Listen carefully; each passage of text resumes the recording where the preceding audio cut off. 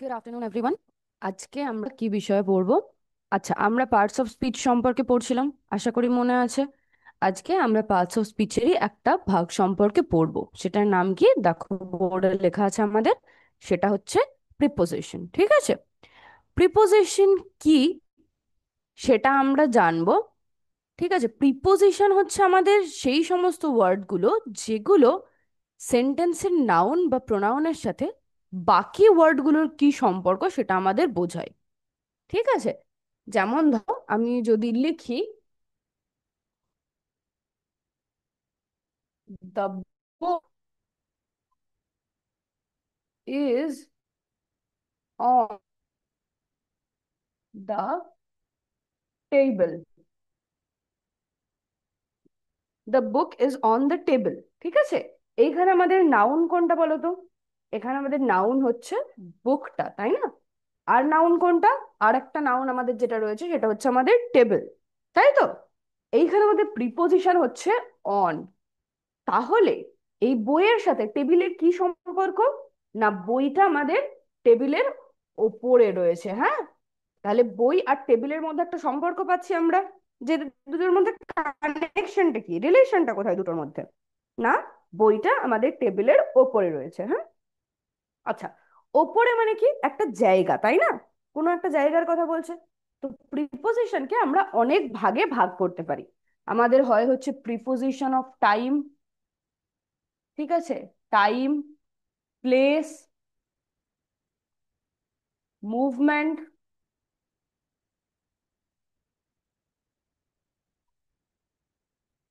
Movement, আর একটা হয় হচ্ছে আমাদের ডাইরেকশন। ঠিক আছে,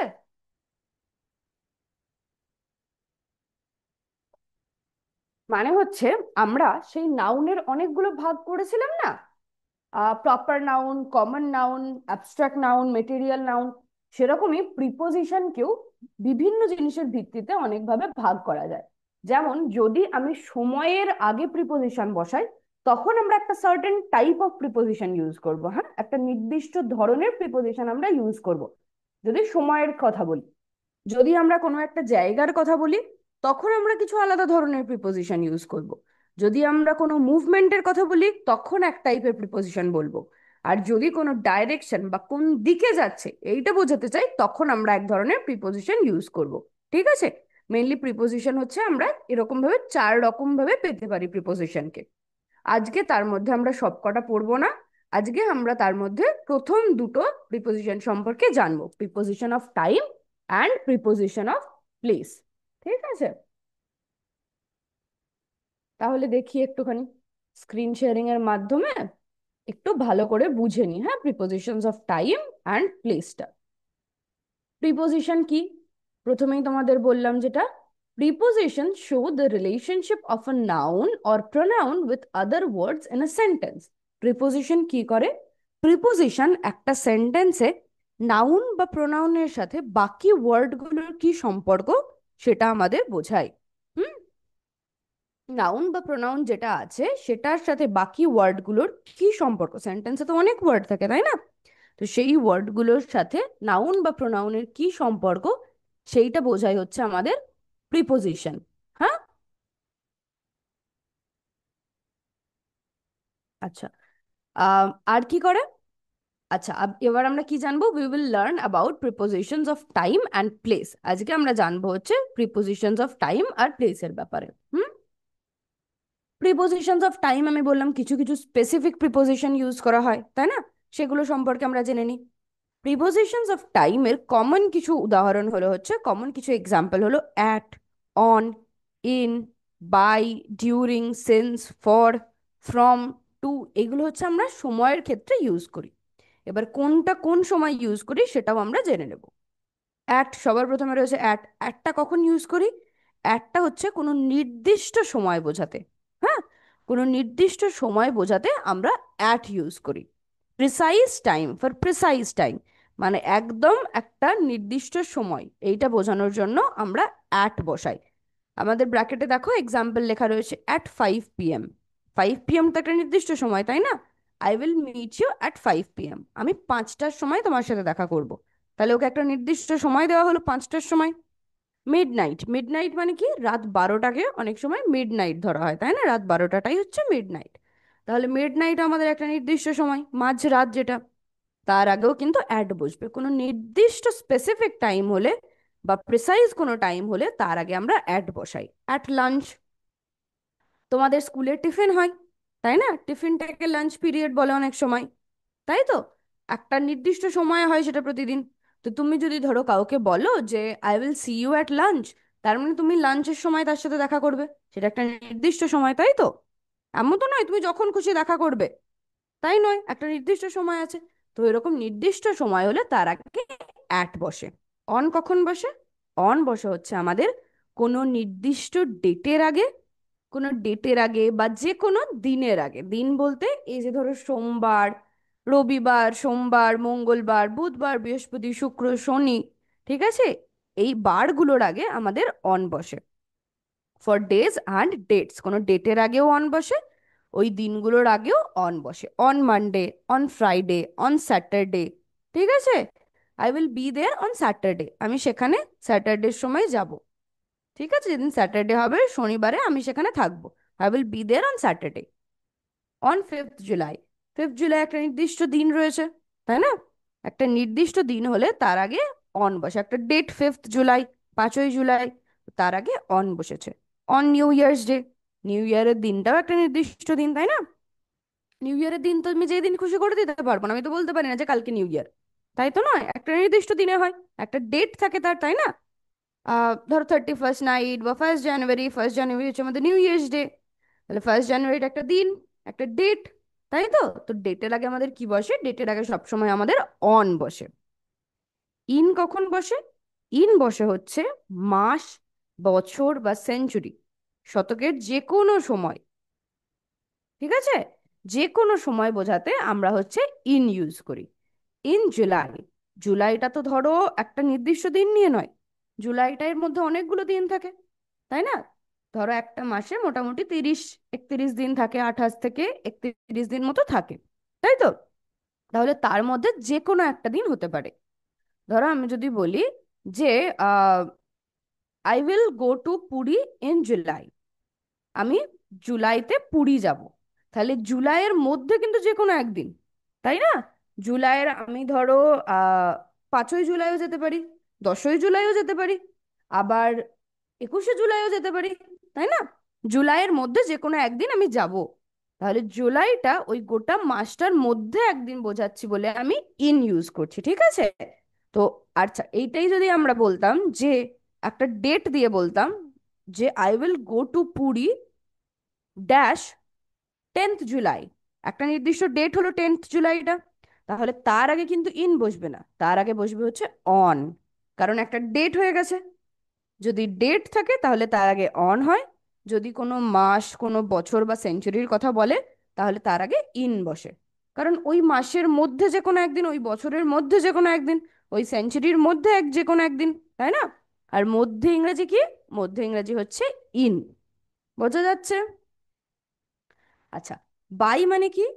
বাই মানে হচ্ছে no later than a specific time, মানে একটা নির্দিষ্ট সময়, তার থেকে বেশি দেরি যেন না হয়।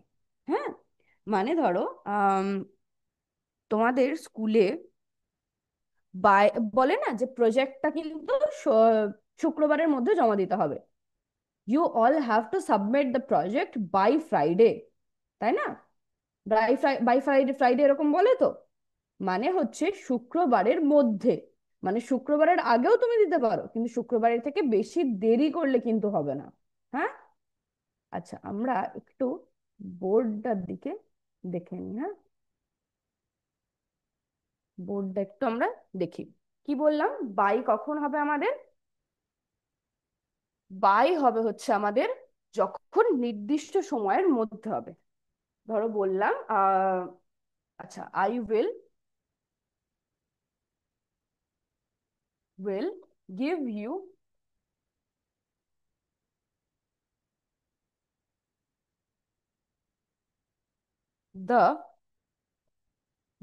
The book by tomorrow.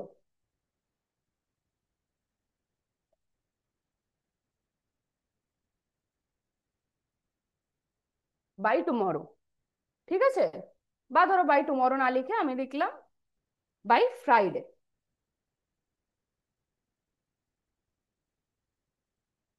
মানে কি, এখানে আমাদের প্রিপোজিশন কোনটা? এখানে আমাদের প্রিপোজিশন হচ্ছে বাই, ঠিক আছে? বাইটা হচ্ছে আমাদের প্রিপোজিশন। তাহলে এইটা আমি লিখলাম যে আমি তোমাকে তোমার বইটা ফ্রাইডের মধ্যে দিয়ে দেব, ঠিক আছে? তাহলে আমি কিন্তু বললাম যে তোমার, তুমি আমার কাছে একটা বই পাও, আমি ফ্রাইডের কিন্তু আগেও দিতে পারি, কিন্তু ফ্রাইডের মধ্যে, মানে ফ্রাইডের থেকে লেট কিন্তু হবে না। আমি এটা ফ্রাইডেতে না দিয়ে আমি কিন্তু থার্সডেতে দিতে পারি। হুম। আবার ধরো মানডেতেও দিতে পারি, ওয়েনসডেতেও দিতে পারি, টিউসডেতেও দিতে পারি, কিন্তু ফ্রাইডের পরে হবে না, স্যাটারডেতে আমি বইটা দেবো না, ফ্রাইডের মধ্যে। আচ্ছা, এইটাই যদি আমি বলতাম যে আমি তোমাকে ফ্রাইডেতে বইটা দেবো, তাহলে আমি একটা নির্দিষ্ট দিন বলছি, তখন তার আগে কি প্রিপোজিশন হতো ভাবো তো? I will give you the book by Friday, মানে আমি তোমাকে শুক্রবারের মধ্যে বইটা দিয়ে দেবো। আর আমি যদি এখানে বলতাম যে আমি শুক্রবারে তোমাকে বইটা দেবো, তাহলে সেটার জন্য আমরা কি প্রিপোজিশন ইউজ করতাম? ভাবো, একটু ভেবে বলো। সেটার জন্য আমরা ইউজ করতাম হচ্ছে অন প্রিপোজিশন। এইখানে হতো হচ্ছে আমাদের অন, কারণ ডে এর আগে কোন প্রিপোজিশন বসে? ডে এর আগে অন বসে না? তো সেই রকমই এইখানে আমরা যদি বলতাম যে আমি তোমাকে শুক্রবারে বইটা দেব, নির্দিষ্ট ওই দিনটাতে, তাহলে I will give you the book on Friday. Sorry, on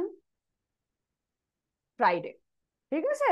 I will give you the book by on Friday, মানে আমি তোমাকে শুক্রবারেই বইটা দেব। তাহলে অন আর বাইয়ের মধ্যে পার্থক্য বোঝা গেল? হ্যাঁ, আশা করি গেল, তাই না? আচ্ছা, যদি কোথাও কোনো কনফিউশন থাকে তাহলে অবশ্যই আমাদের জিজ্ঞেস করবে, ঠিক আছে? আমরা আছি। তো কোনো কনফিউশন হলে, কোনো ডাউট হলে আমরা অবশ্যই সেটাকে ক্লিয়ার করে দেবো, হ্যাঁ? আচ্ছা, তাহলে বোঝা গেল বাইটা কি। বাইটা হচ্ছে আমাদের কোনো একটা দিনের মধ্যে বোঝাতে আমরা বাইটাকে ইউজ করি, হ্যাঁ? মানে এই নির্দিষ্ট সময়ের মধ্যে, by 8 o'clock, I will meet you by 8 o'clock, মানে 8টার মধ্যে আমি তোমার সাথে দেখা করব। আমি কিন্তু 7:30তেও দেখা করতে পারি, আমি কিন্তু 7টাতেও দেখা করতে পারি, কিন্তু আমি কিন্তু 9টা আমার হবে না, আমি 8টার মধ্যে তোমার সাথে দেখা করব। হ্যাঁ। আর আমি যদি বলতাম যে আমি তাই তোমার সাথে দেখা করব, এটা তো বললাম 8টার মধ্যে, আর যদি বলতাম 8টায় তোমার সাথে দেখা করব, তাহলে কি হতো বলো তো? তাহলে হতো হচ্ছে I will meet you at 8 o'clock, কারণ একটা নির্দিষ্ট সময় 8টাটা, বোঝা যাচ্ছে? তখন হতো হচ্ছে আমার অ্যাট। আচ্ছা, বাইটা তাহলে বোঝা গেল।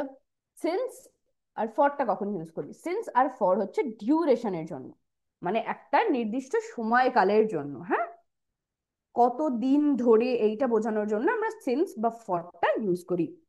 সিন্সটা আমরা জেনারেলি ইউজ করি কোনো একটা ইয়ারের আগে, কোনো একটা যদি বছর থাকে, বছরের উল্লেখ থাকে, তখন তার আগে আমরা সিন্স ইউজ করি, হ্যাঁ? যেমন ধরো 2010, 2010 থেকে, I live in Kolkata since 2010, আমি 2010 থেকে কলকাতায় থাকি, ঠিক আছে? তাহলে সেখানে সেন্স হবে। আর আমি যদি 2010 থেকে কলকাতায় থাকি, তাহলে এখন হচ্ছে এটা 2025 সাল, তাহলে আমি 15 বছর ধরে কলকাতায় আছি, তাই না? এই 15 বছর যদি আমি বোঝাতে চাই, তখন তার আগে আমাকে ফর দিতে হবে। I have been living in Kolkata for 15 years. Hmm. তাহলে যদি আমরা সংখ্যায় এরকম ভাবে বলি, তখন তার আগে, বছরটাকে যদি আমরা সংখ্যায় বলি, তখন তার আগে আমাদের ফর বসবে। যদি আমরা ওই বছরটা, ইয়ারটার উল্লেখ করি, তখন তার আগে আমাদের সেন্স বসবে। বোঝা যাচ্ছে? আচ্ছা, ডিউরিং কখন হয়? ডিউরিং হয় হচ্ছে একটা নির্দিষ্ট সময়কালের মধ্যে, উইদিন আ পিরিয়ড, ঠিক আছে? মানে একটা সময় চলছে, তার মধ্যে যদি কিছু ঘটে, তাহলে ডিউরিং হবে। Hmm. During summer, during the meeting. আচ্ছা, ধরো এরকম বললাম, my phone rang during the meeting, মানে যখন মিটিংটা চলছিল, মিটিংটা তো কিছু সময় ধরে চলছিল, তাই না? মিটিংটা যখন চলছিল তার মধ্যে আমার ফোনটা বেজে উঠেছে, হ্যাঁ? কি বললাম এক্ষুনি? মাই phone rang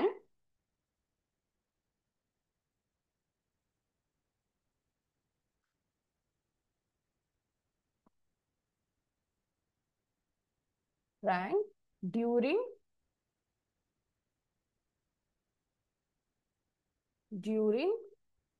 the meeting।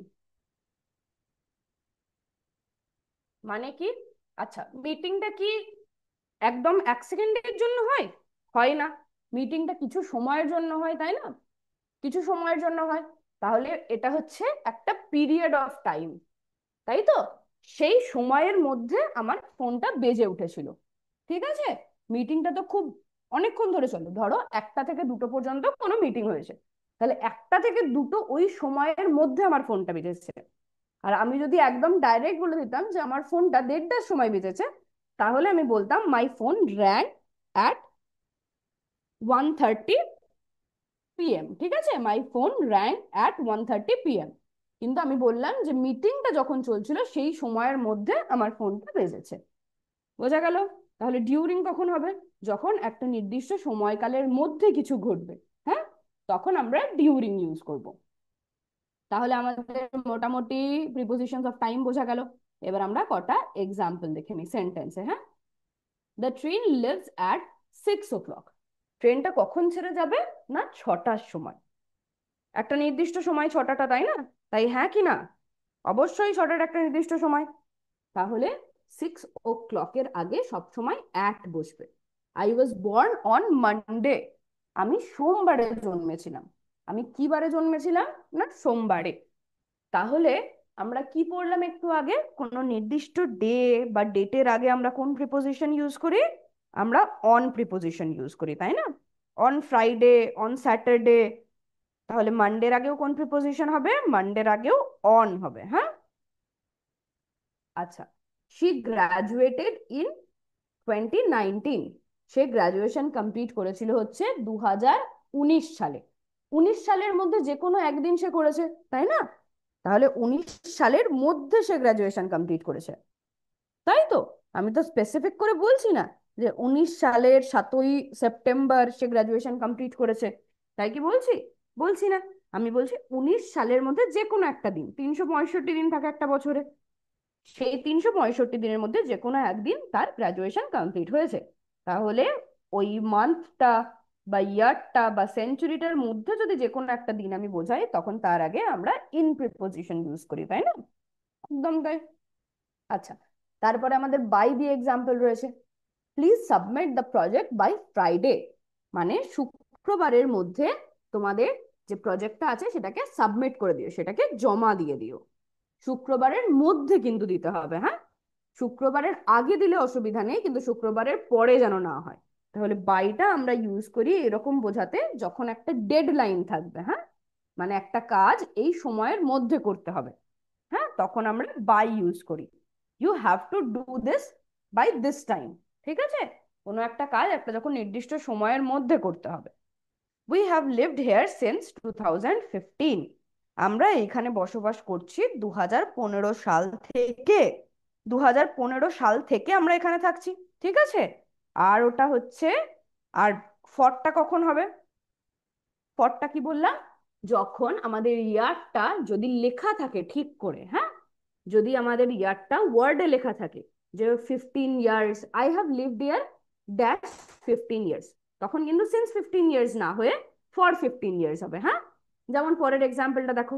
He stayed in London for 3 month. সে লন্ডনে ছিল 3 মাসের জন্য। তাহলে কত দিনের জন্য সে লন্ডনে ছিল? না, 3 মাসের জন্য। হ্যাঁ, এইখানেই যদি ধরো আমার থাকতো যে হি স্টেড ইন লন্ডন বা হি ওয়াজ স্টেইং ইন লন্ডন সিন্স 2012। ঠিক আছে, তখন আমাদের সিন্স হতো যদি 2012 থাকতো। হ্যাঁ, আচ্ছা। It rained a lot during the night. নাইটটা কি একদম খুব কম সময় নিয়ে হয়? না, নাইটটা অনেকটা বড় সময়, তাই না? তাহলে সেই অনেকটা বড় সময়ের মধ্যে কোনো একটা সময় বৃষ্টি হয়েছিল, বেশ জোরেই বৃষ্টিটা হয়েছিল। তাহলে রাত্রিবেলার কোনো একটা সময় বেশ জোরে বৃষ্টি হয়েছিল। বোঝা যাচ্ছে? তাহলে একটা সময়কালের মধ্যে যদি কিছু ঘটে তখন আমরা ডিউরিং ওয়ার্ডটা ইউজ করি, তাই তো? পড়লাম এক্ষুনি। আচ্ছা, এরপর আমরা কি পড়বো? এইবার আমরা পড়বো হচ্ছে প্রিপোজিশনস অফ প্লেস। ঠিক আছে। Prepositions of place. Prepositions of প্লেসের কমন এক্সাম্পল কি? At, on, in, above, under, between, behind, near, এগুলো হচ্ছে সব আমাদের প্রিপোজিশনস অফ প্লেসের এক্সাম্পল। একটা কখন হয়? একটা হয় হচ্ছে কোনো নির্দিষ্ট জায়গার ক্ষেত্রে, at the door, at the station, at the corner. কোনো একটা স্পেসিফিক জায়গা হলে সেখানে আমরা অ্যাট ইউজ করি। হ্যাঁ, অনটা কখন ইউজ করি? অনটা হচ্ছে কোনো জিনিস যখন কোনো কিছুর ওপরে থাকে। হ্যাঁ, কোনো জিনিস যখন কোনো কিছুর ওপরে থাকে তখন আমরা ইউজ করি হচ্ছে on. Okay, on the table, on the wall. আর একটা ব্যাপার হচ্ছে অনটা আমরা তখন ইউজ করি যখন ওপরে লেগে থাকবে। মানে ধরো একটা বইকে যদি তুমি একটা টেবিলের ওপর রাখো, তাহলে টেবিলের ওপর বইটা লেগে থাকবে, তাই না? তখন আমরা তার আগে অন বসাবো। ঠিক আছে, আচ্ছা, তাহলে অন মানেও উপরে, আর আমাদের হচ্ছে ওভার মানেও ওপরে, তাই না? এইখানে দেখো, দুটোই কিন্তু হায়ার পজিশন, কিন্তু অন আর অ্যাবভ বা ওভারের মধ্যে পার্থক্যটা হচ্ছে অনটা যদি কোনো কিছুর সাথে লেগে থাকে, যদি টাচ হয়ে থাকে তখন আমরা অন ইউজ করি। যদি টাচ হয়ে না থাকে, অনেকটা উপরে থাকে, তখন আমরা অ্যাবভ বা ওভার ইউজ করি। যেমন আমি বললাম the book is on the table. হ্যাঁ, কিন্তু দ্য স্কাই, স্কাইটা কি আমাদের সাথে মাথার উপরে লেগে থাকে? থাকে না। The sky is above our head. Hmm, দুটোই কিন্তু উপরে রয়েছে, তাই না? কিন্তু দুটোর মধ্যে পার্থক্য হচ্ছে একটা হচ্ছে সারফেসের সাথে লেগে থাকবে, আর একটা হচ্ছে অনেকটা উপরে, কোনো টাচ হবে না। ইন কখন ইউজ করি? ইন ইউজ করি হচ্ছে আমরা একটা বদ্ধ জায়গায়, রুমের মধ্যে, গাড়ির মধ্যে, বক্সের মধ্যে, তখন আমরা ইন ইউজ করি। She is in the room, they are in the car, the pencil is in the box. ঠিক আছে, মানে ওটার মধ্যে আছে। আন্ডার মানে কি? আন্ডার মানে হচ্ছে নিচে, আন্ডার বা বিনেথ। আমাদের অ্যাবোভ আর ওভারটা আমরা পড়লাম হায়ার পজিশন, মানে ওপরে থাকে, আর আন্ডার বা বিনিথটা হচ্ছে লোয়ার পজিশন, মানে নিচে থাকে। ঠিক আছে, the cat is under the bed, মানে বিড়ালটা বিছানার তলায় রয়েছে। They are sitting beneath the tree, তারা গাছের তলায় বসে রয়েছে। বিটুইন কখন হবে? বিটুইন মানে হচ্ছে দুটো জিনিসের মধ্যে। ধরো দুটো জিনিস রয়েছে, তার মাঝখানে যদি বলে তখন হবে হচ্ছে আমাদের between. Position of two objects, দুটো জিনিসের মাঝখানে, বিটুইন টু চেয়ার্স। হ্যাঁ, বিটুইন টু ট্রিজ মানে দুটো গাছের মাঝখানে, দুটো চেয়ারের মাঝখানে। বিহাইন্ড মানে হচ্ছে পিছনে, at the back of something. Behind the curtain, curtain মানে কি? কার্টেন মানে হচ্ছে পর্দা, তাহলে বিহাইন্ড দ্য কার্টেন হচ্ছে পর্দার পিছনে। নিয়ার মানে কি? নিয়ার মানে হচ্ছে কাছে, ক্লোজ টু সামথিং। ধরো আমি বললাম যে আমার স্কুলটা নদীর কাছে, my school is near the river, আমার স্কুলটা নদীর কাছে। বোঝা যাচ্ছে? আচ্ছা, এইবার আমরা একটু এক্সাম্পল পড়ে নিই প্রিপোজিশনস অফ প্লেসের। ঠিক আছে, প্রিপোজিশন অফ প্লেস আমরা কখন ইউজ করি সেন্টেন্সে একটু দেখে নিই। She is at the bus stop. At কখন হয় বললাম? কোনো একটা নির্দিষ্ট জায়গার ক্ষেত্রে, তাই না? আর বাস স্টপটা তো একটা নির্দিষ্ট জায়গা, নাকি নয়? অবশ্যই বাস স্টপ একটা নির্দিষ্ট জায়গা, তাই না? সেই জন্য বাস স্টপের আগে অ্যাট বসলো। The book is on the table, on the desk, বইটা ডেস্কের ওপরে রয়েছে, তাহলে সেই জন্য অন বসলো। হ্যাঁ, কারণ ডেস্কের সাথে লেগে রয়েছে। They are in the park, পার্কের মধ্যে, তাই না? মধ্যে ইংরেজি কি? মধ্যে ইংরেজি হচ্ছে ইন, তাহলে পার্কের আগে জেনারেলি ইন হয়। The lamp is above the table, মানে ল্যাম্পটা টেবিলের ওপরে রয়েছে। এই অ্যাবভটা কিন্তু টেবিলের ওপরে ছুঁয়ে নেই, হয়তো ল্যাম্পটা দেওয়ালে লাগানো রয়েছে বা সিলিং থেকে ঝুলছে, কিন্তু টেবিলের সাথে কিন্তু লেগে নেই। হ্যাঁ, অ্যাবভ দ্য টেবিল, টেবিলের ওপরে রয়েছে, ওপর থেকে হয়তো ঝুলছে ল্যাম্পটা। The shoes are under the bed, জুতোগুলো কোথায় রয়েছে? না, জুতোগুলো কিন্তু বিছানার নিচে রয়েছে। হ্যাঁ, the dog is between the trees, কুকুরটা দুটো গাছের মাঝখানে, তাহলে দুটো জিনিস রয়েছে। বিটুইনের ক্ষেত্রে একটা জিনিস অবশ্যই মাথায় রাখবে, বিটুইন কিন্তু শুধুমাত্র দুটো জিনিসের মাঝখানে হলেই হয়। যদি অনেক জিনিসের মধ্যে হয় তখন কিন্তু আমাদের বিটুইন হবে না। দুটো জিনিস থাকলে তার মাঝখানে যদি বলে তখনই একমাত্র আমাদের বিটুইন হবে। Someone is hiding behind the door, কেউ একটা দরজার পিছনে লুকিয়ে আছে। বিহাইন্ড মানে পেছনে, হাইডিং মানে হচ্ছে লুকিয়ে আছে। হ্যাঁ, তাহলে কেউ একটা দরজার পিছনে লুকিয়ে আছে। The school is near the river, near মানে কি পড়লাম? নিয়ার মানে আমরা পড়লাম হচ্ছে কাছে, তাহলে স্কুলটা নদীর কাছে। বোঝা গেল? তাহলে আশা করি আমাদের প্রিপোজিশন অফ প্লেস আর প্রিপোজিশনস অফ টাইম বোঝা গেল। বাড়িতে কিন্তু অল্প একটু পড়তে হবে, হ্যাঁ। আচ্ছা, এইবার আমরা একটু একটা ওয়ার্ড ওয়াল অ্যাক্টিভিটি করি, তাহলে কিছু নতুন ইনফরমেশনও আমরা পাবো, আবার কতটা নিজেরা বুঝতে পারলাম সেটাও কিন্তু আমরা বুঝতে পারবো। হুম। বলছে which preposition fits মানডে। আমি কিন্তু বলবো না, তোমাদের বলতে হবে। বলো এখানে কোন প্রিপোজিশনটা হবে? which preposition fits মানডের আগে কোন প্রিপোজিশনটা হবে? পড়লাম আমরা অনেকবার, কোন প্রিপোজিশনটা হবে? অন, তাই না?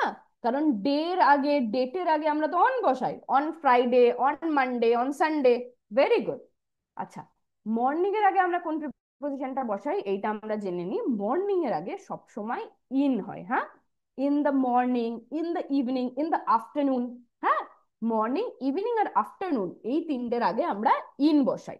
নাইটের আগে যেমন আমরা আবার অ্যাট বসাই, ঠিক আছে? At night, it was scary at night, ঠিক আছে? মানে রাত্রেবেলা বেশ ভয় ভয় লাগছিল, হ্যাঁ। I met him at night, আমার ওর সাথে রাত্রেবেলা দেখা হয়েছিল।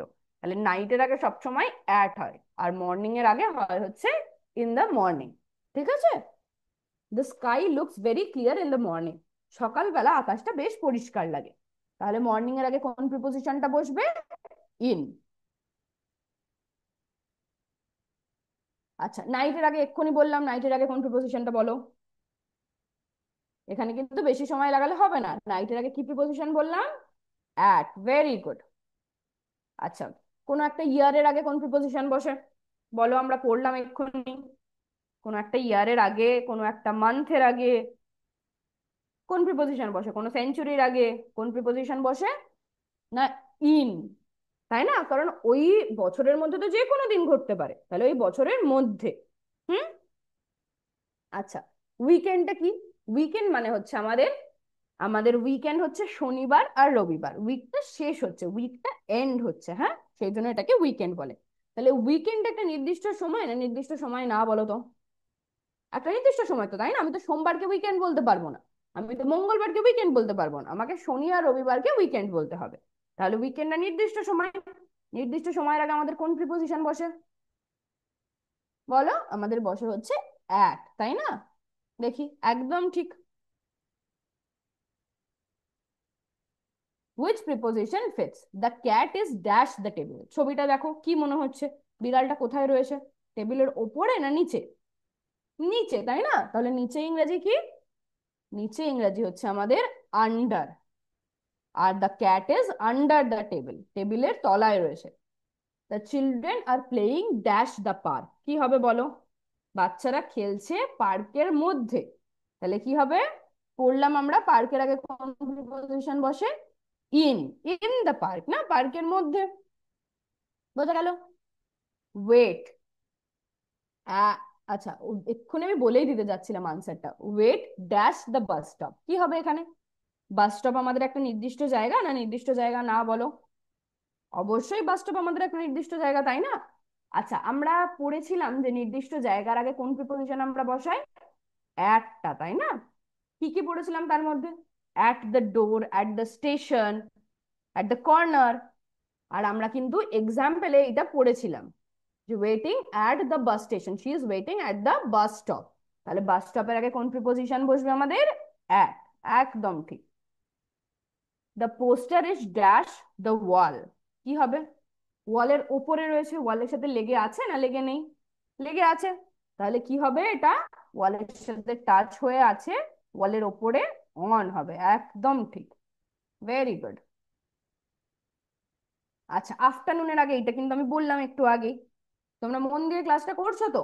তাহলে কিন্তু এটা বলতে পারবে যে আফটারনুনের আগে আমি পড়াতে পড়াতে এই এমসিকিউ গুলো করাতে করাতেই বললাম যে কোন প্রিপোজিশনটা আমাদের আফটারনুনের আগে হয়।